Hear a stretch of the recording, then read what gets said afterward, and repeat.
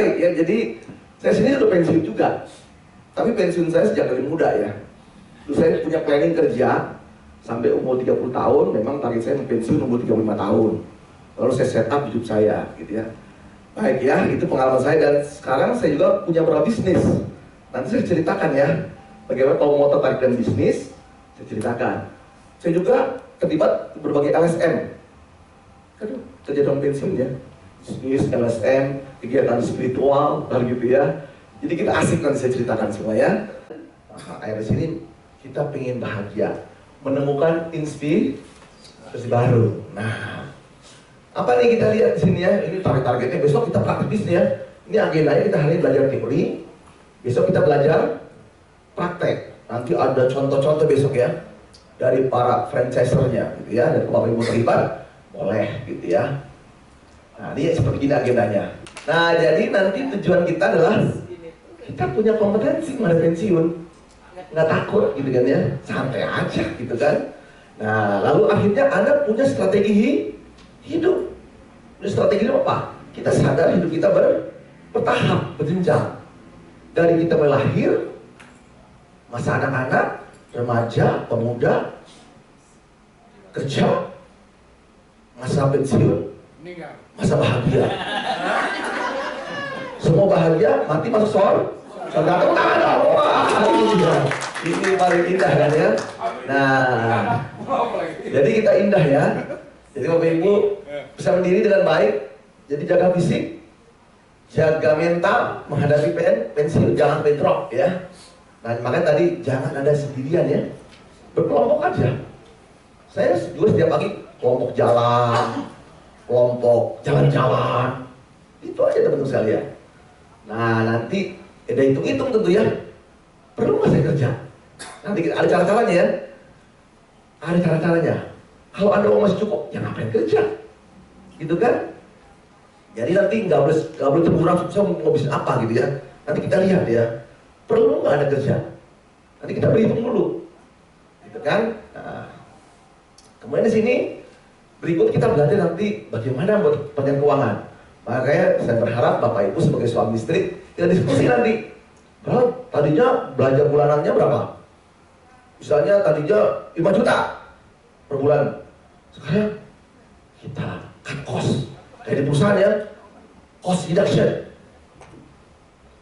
Tadinya makannya seminggu 3 kali ke resto, sekarang hanya seminggu sekali. Namanya cost reduction. Biasa kayak di pabrik ya, kayak di perusahaan.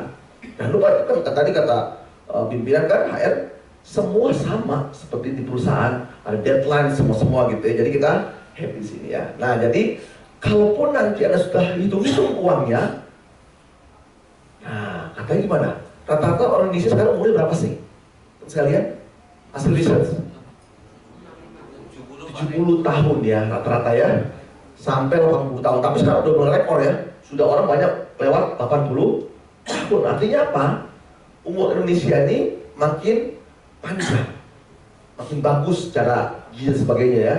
Kalau misalnya diberi anugerah oleh Sang Pencipta sampai 70 tahun, berarti Anda masih punya waktu berapa lama lagi hidup? 15 tahun lagi ya rata-rata ya. Nah, berarti dasarnya situ. Ketika Anda menghitung 15 tahun, tadi biaya hidup berapa per bulan? Bisa 5 juta, jadi di sekolah jadi 2,5 juta. Nah, uang tabungan Anda berapa? Nanti kan gitu ya. Nah, nanti setelah sekitar 1 tahun, 15 tahun lagi, uang saya habis nggak? Dan 15 tahun lagi kan uang Anda yang hari ini 1 juta bisa beli apa? Beli kemeja. Besok 15 tahun lagi bisa kebeli nggak dengan 1 juta? Nggak bisa beli, itu artinya nilai uang kita susut. Nah, itu dijaga dengan namanya investasi. Ngejagain uang Anda jangan sampai susut. Udah dijagain ternyata nggak cukup Pak. Nah, baru mikir bagaimana berwirausaha. Jadi strategi gitu ya. Dan pertama strategi kita hari ini belajar membuat strategi hidup. Lihat uang Anda, lalu jaga nilai uangnya. Kalau nggak cukup, baru mikir bisnis. Nah, itu ya. Oke, semangat lagi, semangat dong. Jadi kita belajar ini ya. Tentang bisnis itu apa? Dan saya lihat bagus. Semoga itu menjadinya diri Anda gitu ya. Berarti pikiran kita ini positif, bagus gitu kan ya. Nah sekarang kita mulai lihat nih, gimana caranya? Apakah betul bagus? Nah ini perlu diuji kan, perlu diverifikasi supaya teman-teman bisa menemukan diri Anda sendiri. Nah jadi di sini ya. Nah nanti pun ini kita nanti mau coba bisnis apa saja, itu mulai dari pikiran kita. Makanya jangan memulai bisnis atau usaha juga kalau di otak kita ini belum punya data, belum punya informasi, gitu ya. Jangan coba-coba. Nah, maksud gini, ketika Anda mau bikin usaha bakmi ayam, ya udah coba observasi, gitu kan ya. Dari mulai apa? Di mana beli gerobaknya, berapa model gerobak, berapa model bakmi, beli di mana bakminya, dan sebagai beli. Nah, baru udah mulai, lalu di mana mau jualannya, gitu kan ya. Di mana mau ditempatkannya, pelajari dulu. Nah, ternyata dia bisa diobservasi, ini Pak tempatnya. Ya udah, kalau gitu karena masih 2 tahun pensiun, berarti yang kesempatan ya waktu pembukaan ini ayam dia. Kalau gitu kita lihat apa yang mesti kita pikirkan sekarang. Nah ini ya, isinya apa? Nah ini contoh-contoh ya. Kalau kita di Pulau Gadung tuh ada mau belajar tentang apa namanya, industri kulit, sepatuan di sini ya. Usaha dulu ya, Mangga 2 di sini ya, agrobisnis juga di sini ya. Nah, bisa lihat macam-macam. Nah, kemudian di sini kita lihat, ya kita lihat semuanya apa yang baik ya. Nah ini teman-teman saya taruh di lampiran ya, teman-teman di sini contoh-contoh bisnis.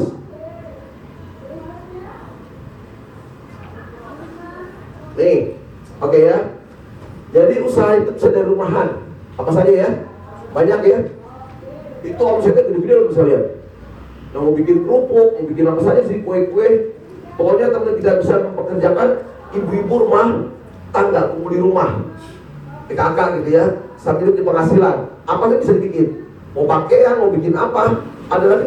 Jadi kami memulai bakso Benil itu sejak tahun 2010 dan kami memulai berdua. Sebelumnya kami bekerja di kantor, kemudian kami lihat peluang usaha, kami coba merintis. Kan ya bukan ngambil sendiri ya, oh gitu ya, karena kan banyak bakso yang sekarang ngambil sendiri.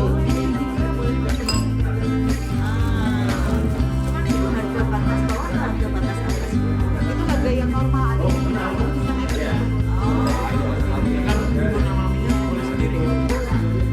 Bisa ya.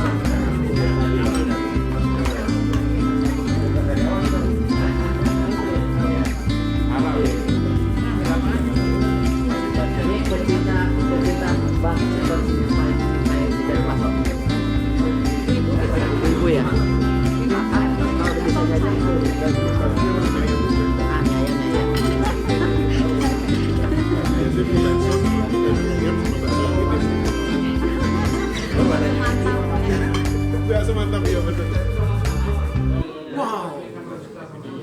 Perkenalkan nama saya Fadil Jindan, kebetulan alhamdulillah saya selaku pendiri atau founder dari Dimsum Market 1000.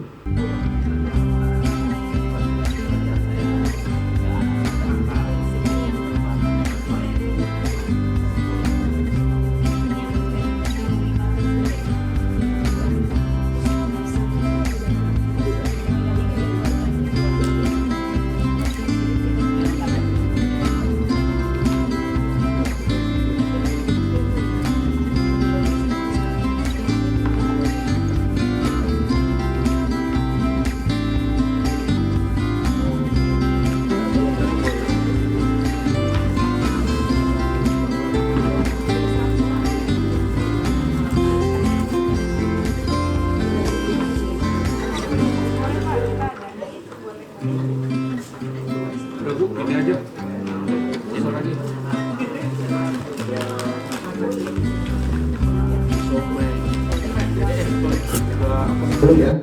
Nama saya sendiri Halim Yan Putra, saya selaku Head of Sales dari PT Berkapur Nama Sewu. Hari ini saya membawa tim, ya kan, rame rombongan ya, bukan mau demo ya Pak ya.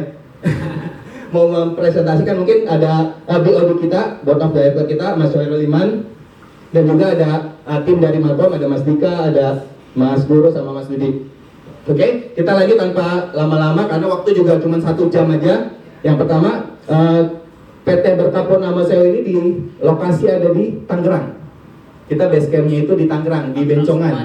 Siapa yang dekat dari Tangerang? Tangerang di mana itu? Di Karawaci, di Perum, Pak. Yang pertama, kami itu berdiri dari 2006. Tahun 2006 itu atas oleh Bapak Satrio dan Ibu Retno. Awalnya itu berdiri atas nama CV dan berganti menjadi PT itu di tahun 2016 menjadi PT Berkapur Nama Sewu. Oke, nah ini apa nama legalitas perusahaan kami.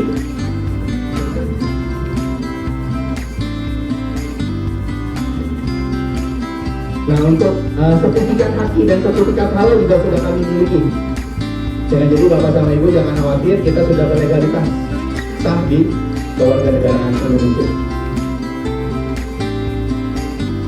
Oke, nah PT Berkapur Nama Sewu ini sebenarnya kami tuh basically memang perusahaan food and beverage yang saat ini ada brand yang namanya itu Kebab Alibaba dan Kebab Al Ghazi. Dan sebelumnya perusahaan kami juga ada beberapa menaungi brand khususnya food dan beverage, yaitu ada Mang Kacau, ada Mistik Obar. Nah mungkin saat ini yang tersisa hanya Kebab Alibaba dan Kebab Al Ghazi. Nah untuk isinya dari Kebab Alibaba sendiri itu menjadi makanan cepat saji skala nasional karena kesehatannya, kelezatannya dan pelayanan serta keunikannya. Untuk misinya juga kami ingin menumbuhkan jaringan skala nasional dan internasional dengan sistem training dan terus selalu berinovasi membangun kontrol sistem yang proaktif. Begitu. Nah untuk saat ini wilayah Kebab Alibaba dan Kebab Al Ghazi sudah memiliki 150 atlet yang ada di tersebar di Jabodetabek.